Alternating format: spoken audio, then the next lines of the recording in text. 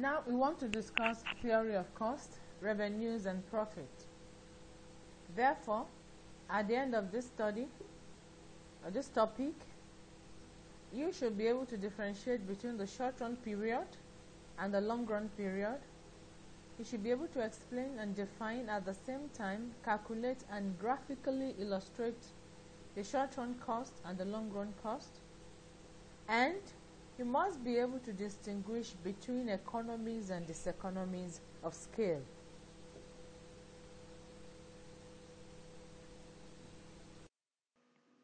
Now let's look at theory of firm.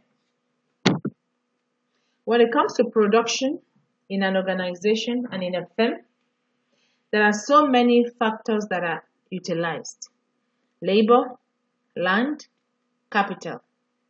For each production, cost is structured and they are broken down into different patterns.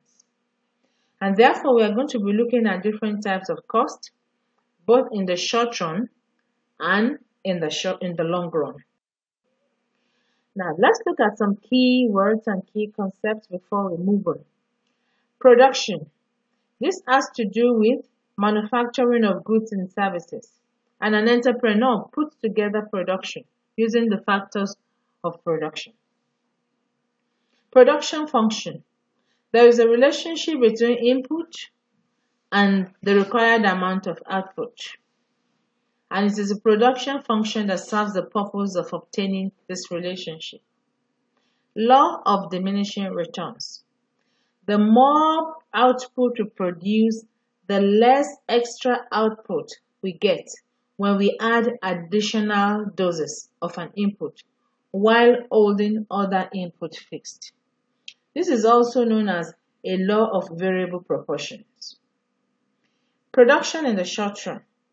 Short-run period is short enough that not all factors of production can be changed. Therefore, in the short run, production of commodity can be increased by increasing only some variables and making the other variables static. And the major reason is because as a result of the short-run period, profits cannot be measured within that short-run period. And not all factor input can be applied within that short-run period.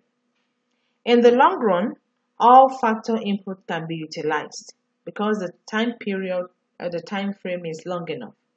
However, the measurement of short-run and long run are relative, considering different businesses, different objectives, different goals, different financial capabilities, and different missions. For a company, short-run can be 5 years. To another company, short run can be 10 years. So it is all a relative term. This must be put into consideration. The following are the types of cost in the short run. 1. Total fixed cost. These are costs that do not vary with the level of output, such as rent or salaries. Now, the slope of the fixed cost is horizontal because it's a type of cost that does not change. It remains static. Variable costs are costs that vary with the level of output. Telephone bills, fuel, transportation costs. These are costs that vary as output changes and as the needs arise. Total cost is the sum of all fixed costs and the variable cost, and is the actual cost incurred in the production of a given level of output. Average total cost. This is the sum of all production costs divided by the level of output. Average variable cost. This is the sum of all total variable costs divided by the level of output. And average fixed cost is when total fixed cost is divided by the level of output. Marginal cost is described as a change in total cost divided by change in the unit of output produced. Now this can be shown graphically. We can see the curves of the total. I've combined 3 curves: the total cost curve, the total variable cost curve, and the total fixed cost curve. Now the total fixed cost curve is stable, it's static, it does not change. We pay the same rent, we pay the same salary. It does not change, it is basic. And then we have the total variable cost, starting at the angle where you can see the zero. That means at that point, since there is no production, which is zero, then there is no cost that is varied, which is zero. But when it is but for the total cost curve, starting at that point, at that meeting point for total fixed cost, is a proof that even if there is no production, there is a total fixed cost that has been incurred. And so that informs the reason why the total cost curve and the total fixed cost curve are meeting at that point. It must be noted. Also, we have the short-run average cost curves combined in a graph. We can see that average variable cost is below average total cost, and marginal cost falls to the barest minimum and then begins to rise. So these are costs that react or that respond to the total cost curves. So the effect of the total cost and the changes of variation in the level of output determine the effect it will have on the average total cost, average variable cost, and marginal cost, as well as the average fixed cost. Now, when we are calculating the short-run cost, I have actually summarized the formula for you thus. So if you can master these 7 formulas, it's easy for you to estimate any question or any question when it comes to theory of cost, short-run cost. Understand that TC is TFC plus TVC. TVC equals TC minus TFC. TFC equals TC minus TVC. AFC equals to TFC divided by level of output. ATC equals TC divided by level of output. And AVC equals TVC divided by level of output. Marginal cost can be expressed as the Q2 minus Q1, T2 minus T1 over Q2 minus Q1. So I've actually explained this and broken it down in your note also. You can refer to it, Google online, get your core text, they will give you better clarity. Now this is a table showing the different types of cost. We have been provided with quantity and total cost. Then this should be able to help us to calculate the rest of the cost. As you can see, the table is blank. So this is an assignment for you. So what is going to be the total cost? Now, what is going to be the total fixed cost? The total fixed cost definitely is going to be 3, because at that point, no production is carried out, there is no quantity, but yet there is a total cost incurred. And so since the variable cost varies with the level of output and fixed cost is fixed, it doesn't vary, then total fixed cost is going to be 3. So that means for the column for total fixed cost, is going to be 3 from 0 output to 10. That should be a great pointer for you to be able to calculate the remaining cost, and you follow the formulas that you have been given. So try this, and when next I speak with you, then I am going to get the results from you, and I trust you will be able to solve it. If you can't solve it, please feel free and communicate with me so we can work together.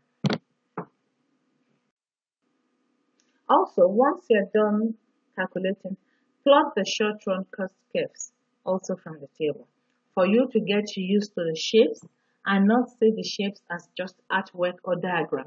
And you can see that the shapes are actually, or the curves are derived from the tables, and each of them has its own interpretation. The long run cost. Because many costs are fixed in the short run, but in the long run they vary because the time is long enough for factors of production to vary. A firm's long run cost curves are different from the short run cost curves. So long run cost curve is usually referred to as envelope curve. Now look at this envelope curve. If long run ATC falls as the quantity of output increases, as you can see from the graph, the firm has increasing returns to scale, which is economies of scale. That means fall in total cost as quantity produced increases. Of course, benefits that organization more. But if cost continues to rise as the quantity increases, then it's going to be decreasing or diseconomies of scale, which means it has a decreasing returns to scale. By implication, is running at a loss. And if long-run average total cost stays constant, then the firm is experiencing constant returns to scale. The shape of long-run average total cost depend on the type of industry. They depend on what is being produced. However, a company must understand that either economies of scale, diseconomies, or returns to scale, there are peculiarities, and it must take note of the changes in the long run for it to be able to determine when to stop producing, when to keep pumping money, and when to decide to stay constant so as to avoid too much loss. Theory of revenue. What is revenue? It is the income that a firm receives when it sells all its products over a certain period. Now, for us to also be able to appreciate theory of revenue and relate theory of revenue with theory of cost, we must understand these simple formulas of total revenue, which is price times quantity, average revenue, which is total revenue divided by level of quantity, level of output. However, we can see here that price times quantity is the same thing as TR. So price times quantity over quantity, when quantity cancels out, equals price. By implication, average revenue is the same thing as price. And then marginal revenue, which is the amount received from selling one extra unit of output, that can be expressed as TR2 minus TR1 over Q2 minus Q1. And of course, profit, which is total revenue minus total cost. So these are things you must keep to heart, so that subsequently, as we have our tables and we begin to estimate, it will help you to be able to apply correctly. So what we want to do right now is to combine our revenue and also to combine our cost. But before we do that, this is a revenue table showing changes in prices. And under any market situation, AR is usually the same as the price. Demand is equivalent to average revenue. The marginal revenue curve is always below the demand curve. When the demand curve is downward sloping, because when a producer has to lower his price to sell more of an item, marginal revenue is less than price. And total revenue increases and begins to fall. So this is a situation where the price changes. Now let's compare it to the situation where we have a stable price. But before then, let's show this on a graph so we understand the shape of each of the curve. Now from the table, you can see that AR falls, but MR falls in a greater manner. That means the figures of MR, they are smaller than the figures of AR. By implication, MR is lower than AR, which means MR curve will be underneath the AR curve. Now observe the total revenue case curve. Total revenue case figures that increase gets to the maximum of 42 and then begins to decrease. Now we want to depict this on a graph. We can see what we have actually explained and interpreted on the table, showing the different costs and how these costs respond to the changes in the level of output. Considering a situation where the price is constant, that means the market price is not affected by increase in output. The demand curve for total revenue will continue to increase. The average revenue and marginal revenue will be the same as the price. And this will give us horizontal line, which is a perfectly elastic demand curve. Now we can also see this in the next page. These are revenue curves. You can see that the MR curve, the AR curve, the TR curve, the AR curve, the MR curve, and the demand curve, they're all the same. And this is as a result of the constant price, the price that does not change. Now, these are two scenarios when businesses are calculating revenue. Now, we are going to see the application of this in the next topic as we continue with our tutorials.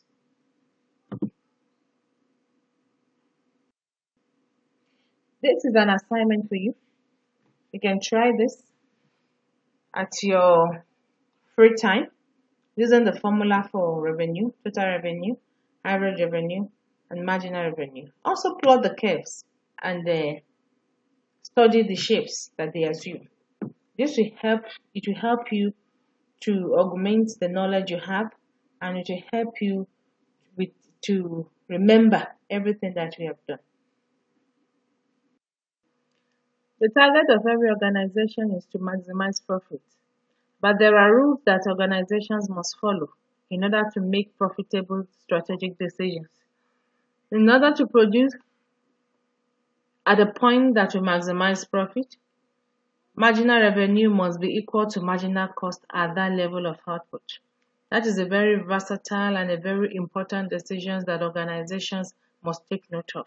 Now let's look at the table that we have in the next page. It will give us better clarity. Now the table shows the marginal cost and the marginal revenue. At different levels of output, the figures are not the same. The cost and the revenue are not the same. But at output 4, marginal cost equals marginal revenue at output 4, which is 80/80. Now, if you trace it to profit, you will discover that that is the point at which profit is highest. Although we have two highest profit levels, but the level of output that will best maximize profit is that output level where MC equals MR. That is why output level 3 will not benefit such an organization. The profit will be maximized when total revenue exceeds total cost by the greatest amount, which is also visible on the table that you are seeing right now. At output 4 is also the point at which the difference between total revenue and total cost is highest. We said it's also the point when the additional revenue of producing one more unit is equal to the additional cost of producing one more unit. And the additional cost is increasing. In other words, profit is maximized when MR is equal to MC, and MC is increasing. So this is important. We are also going to show us the implication of this using a graph. I've given us this graph to show the marginal approach when it comes to profit maximization. So we have shown both the marginal approach and the total approach on the table, on the previous table in the previous page. But we can actually separate them by depicting our MC and our MR. And we can see that at the point where MC intersects MR is that output level Q, where profit is maximized. And we will see that all through MR is below MC.